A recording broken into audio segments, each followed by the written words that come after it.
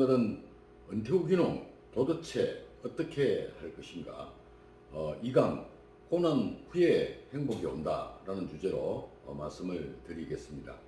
행복은 고난 후에 온다고 합니다. 어른들이 항상 말씀하시듯이 고생 끝에 낙이 온다고 이야기를 하십니다. 우리 귀농도 이 원리에 벗어나지는 않는 것 같습니다. 이 개구리가 100m쯤 되는 수도에 들어섰습니다. 즉 말해서 이 개구리는 지금 고난에 처했습니다.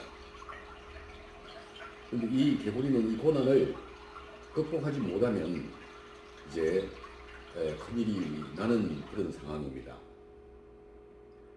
그런데 30분 정도 제가 이 장면을 지켜보고 있었습니다.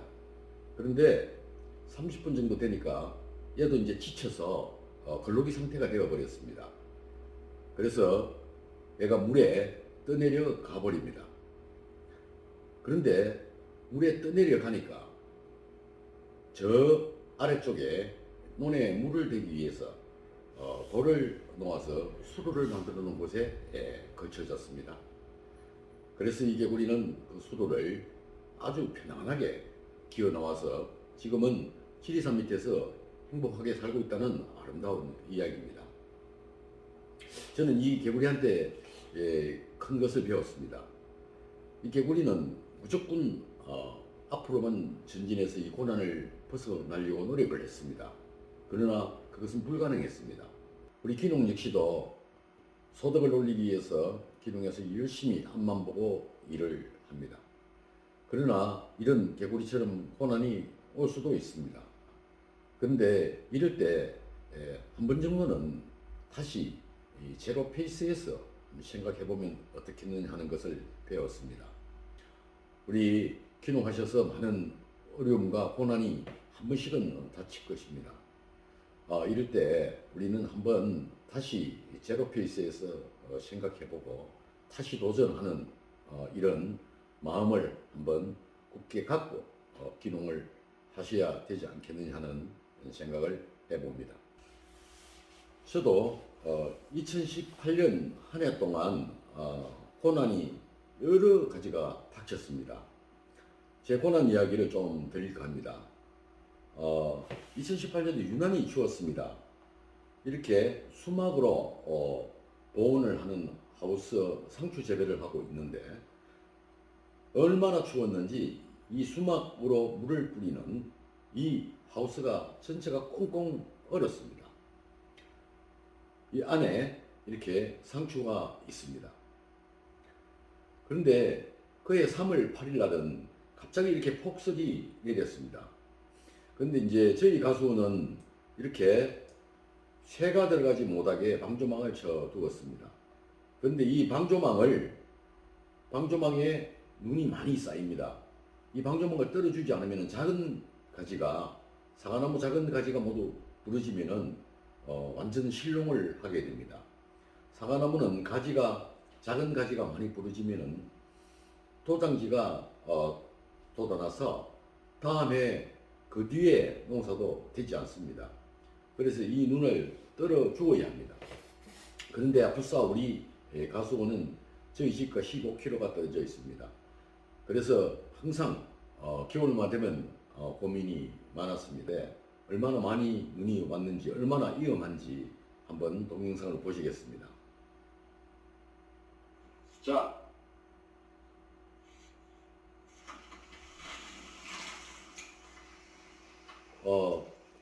빨리 안 떨어졌으면 큰일 날 뻔한 이런 상황이 왔습니다. 이런 고난이 계속 오더라는 것입니다. 그런데 4월 8일 날 또 저온으로 인해서 영하 4도까지 내려가 버렸습니다.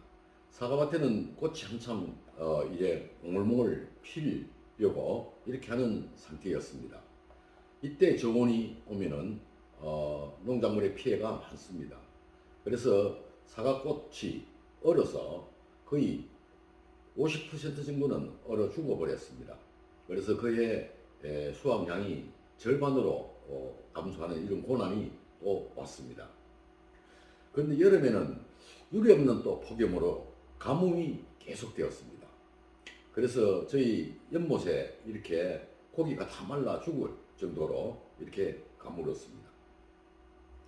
그런데 가을에는 늦장마가 져서 폭우가 쏟아져서 저희 상추 하우스에 이렇게 물이 가득 차버렸습니다. 중기에 물이 이렇게 찰 정도로 이렇게 고난이 왔습니다.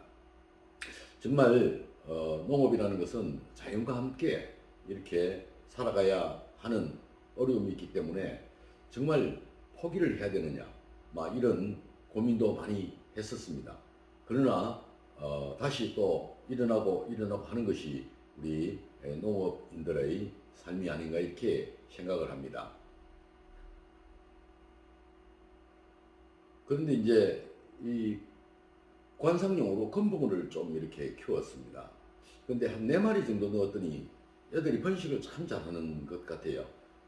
새끼를 많이 낳아서 약 300마리 정도 이렇게 건붕어가 늘었습니다. 그런데 어느 날 아침에 가보니까 이렇게 흙탕물이 되어 있었습니다.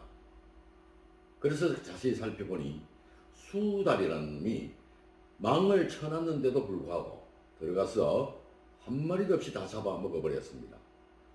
이런 고난이 계속 오더라는 것입니다. 그리고 저도 이제 양봉을 하고 있는데 양봉 꿀 한 병 뜨는데 벌 한 방씩 쏘였다고 이렇게 생각하면 좋을 것 같습니다.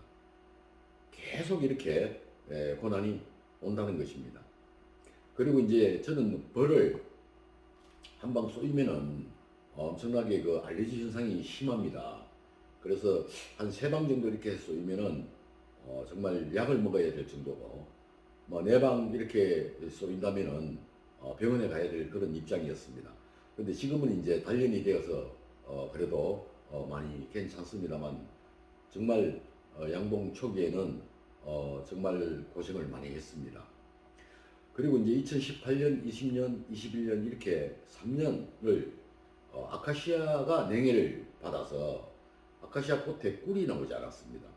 그래서 또 벌농사만 짓는 꿀을 많이 따야 되는 양봉에 벌농사만 짓는 이런 어려움을 겪기도 하였습니다. 그리고 평소에 우리가 그 거미는 익충으로 이렇게 보고 있습니다. 나쁜 해충들을 잡아먹는 역할을 하는, 그래서 숫자를 줄여주는 아주 좋은 일을 하는 거미인데 양봉을 하다 보니까 이 거미가 저에게는 적으로 바뀌었습니다. 그리고 이제 보는 관점이 달라져서 온 산에 거미줄이 보이지 않았는데 양봉을 하고 나서는 온 세상에 거미줄이 이렇게 많습니다.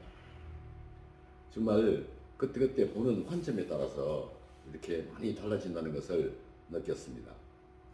그리고 작년도에는 또 이렇게 삐끗했는데 왼기발가락에 금이 가버렸답니다. 그래서 4주 동안 기부스를 한 적이 있습니다. 우리 농업은 항상 그 자연과 이렇게 노출된, 그리고 기계를 사용하는 이런 작업을 계속하기 때문에 안전사고가 항상 뒤따르고 있습니다. 그래서 아차 하면은 또 사고가 나는 이런 정말 위험에 처해 있는 것이 우리 농업입니다. 아차 하고 머리가 부딪힐 뻔한 이런 사건을 한 번씩은 다 겪었을 것입니다. 근데 아차 사고가 45번 정도 이렇게 아차 하면은 그 자리에서 큰 사고가 일어날 수 있답니다. 그래서 이것을 예방하기 위해서는 아차 머리를 박을 뻔한 그 근거지 자체를 아예 없애버려야 사고가 일어나지 않는다고 합니다.